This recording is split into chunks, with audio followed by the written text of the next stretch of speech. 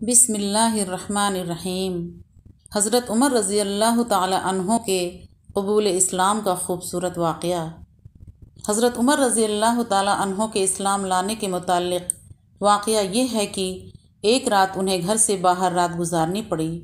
وہ حرم تشریف لائے اور خانہ کعبہ کے پردے میں گھس گئے۔ اس وقت نبی کریم صلی اللہ علیہ وسلم نماز پڑھ رہے تھے اور سورہ الحاقہ کی تلاوت فرما رہے تھے۔ حضرت عمر رضی اللہ تعالی عنہ قرآن سننے لگے اور اس کی تالیف پر حیرت زدہ رہ گئے۔ ان کا بیان ہے کہ میں نے اپنے جی میں کہا، خدا کی قسم یہ تو شاعر ہے، جیسا کہ قریش کہتے ہیں۔ لیکن اتنے میں آپ نے یہ آیت تلاوت فرمائی، اِنَّهُ لَقَوْلُ رَسُولٍ كَرِيمٍ وَمَا هُوَ بِقَوْلِ شَاعِرٍ قَلِيلًا مَا تُؤْمِنُونَ۔ یہ ایک بزرگ رسول کا قول ہے، یہ کسی شاعر کا قول نہیں ہے، تم لوگ کم ہی ایمان لاتے ہو۔ حضرت عمر رضی اللہ تعالی عنہ کہتے ہیں، میں نے اپنے جی میں کہا، او ہو یہ تو کاہن ہے۔ لیکن اتنے میں آپ صلی اللہ علیہ وسلم نے یہ آیت تلاوت فرمائی، وَلَا بِقَوْلِ كَاهِنٍ قَلِيلًا مَا تَذَكَّرُونَ تَنزِيلٌ مِّن رَّبِّ الْعَالَمِينَ، سورہ کے آخر تک، یعنی یہ کسی کاہن کا قول بھی نہیں، تم لوگ کم ہی نصیحت قبول کرتے ہو، یہ اللہ رب العالمین کی طرف سے نازل کیا گیا ہے۔ حضرت عمر رضی اللہ تعالی عنہ کا بیان ہے کہ اس وقت میرے دل میں اسلام جاگزی ہو گیا۔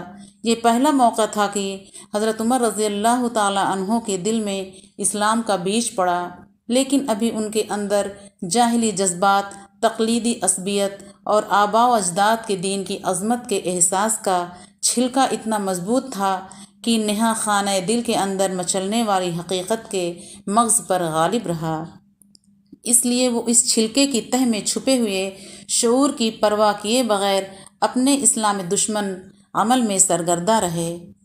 ان کی طبیعت کی سختی اور رسول اللہ صلی اللہ علیہ وسلم سے فرط عداوت کا یہ حال تھا کہ ایک روز خود جناب محمد رسول اللہ صلی اللہ علیہ وسلم کا کام تمام کرنے کی نیت سے تلوار لے کر نکل پڑے، لیکن ابھی راستے ہی میں تھے کہ نعیم بن عبداللہ النہام عدوی سے یا بنی زہرہ یا بنی مخزوم کے کسی آدمی سے ملاقات ہو گئی۔ اس نے تیور دیکھ کر پوچھا، عمر کہاں کا ارادہ ہے؟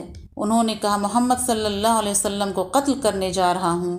اس نے کہا، محمد کو قتل کر کے بنو ہاشم اور بنو زہرہ سے کیسے بچ سکو گے؟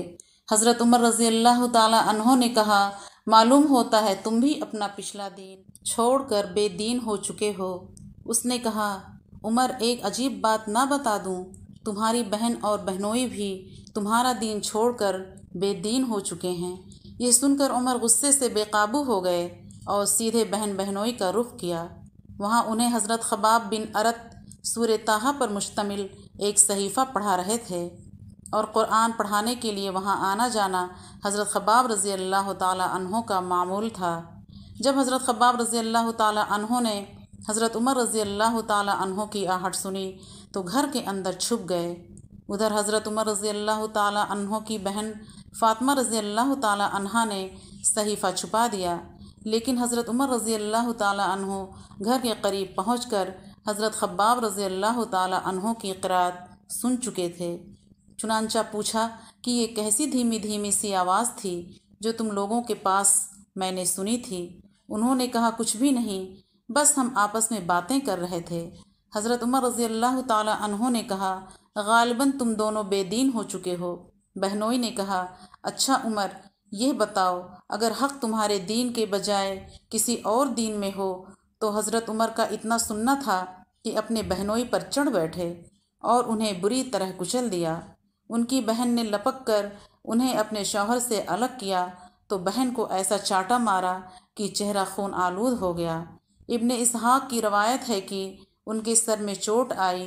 بہن نے جوش غضب میں کہا، عمر اگر تیرے دین کے بجائے دوسرا ہی دین برحق ہو تو اشہد ان لا الہ الا اللہ و اشہد ان محمد رسول اللہ، میں شہادت دیتی ہوں کہ اللہ کے سوا کوئی لائق عبادت نہیں، اور میں شہادت دیتی ہوں کہ محمد صلی اللہ علیہ وسلم اللہ کے رسول ہیں۔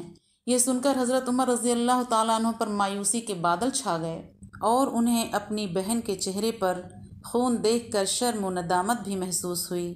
کہنے لگے، اچھا یہ کتاب جو تمہارے پاس ہے ذرا مجھے بھی پڑھنے کو دو۔ بہن نے کہا تم ناپاک ہو، اس کتاب کو صرف پاک لوگ ہی چھو سکتے ہیں، اٹھو غسل کرو۔ حضرت عمر رضی اللہ تعالی عنہ نے اٹھ کر غسل کیا، پھر کتاب لی اور بسم اللہ الرحمن الرحیم پڑھی۔ کہنے لگے یہ تو بڑے پاکیزہ نام ہیں۔ اس کے بعد سورہ طٰہٰ کی آیت تلاوت کی۔ کہنے لگے یہ تو بڑا عمدہ اور بڑا محترم کلام ہے، مجھے محمد صلی اللہ علیہ وسلم کا پتہ بتاؤ۔ حضرت خباب رضی اللہ تعالی عنہ حضرت عمر کے یہ فقرے سن کر اندر سے باہر آ گئے۔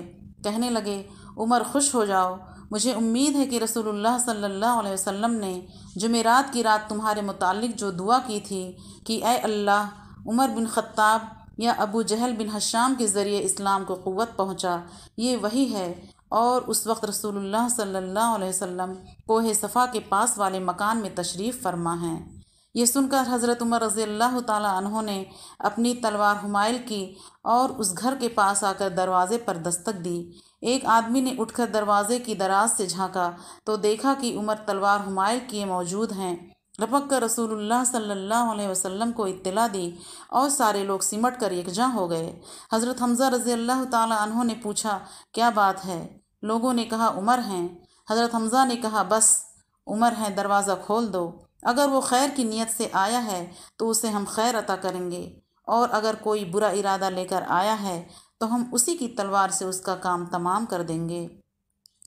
ادھر رسول اللہ صلی اللہ علیہ وسلم اندر تشریف فرما تھے۔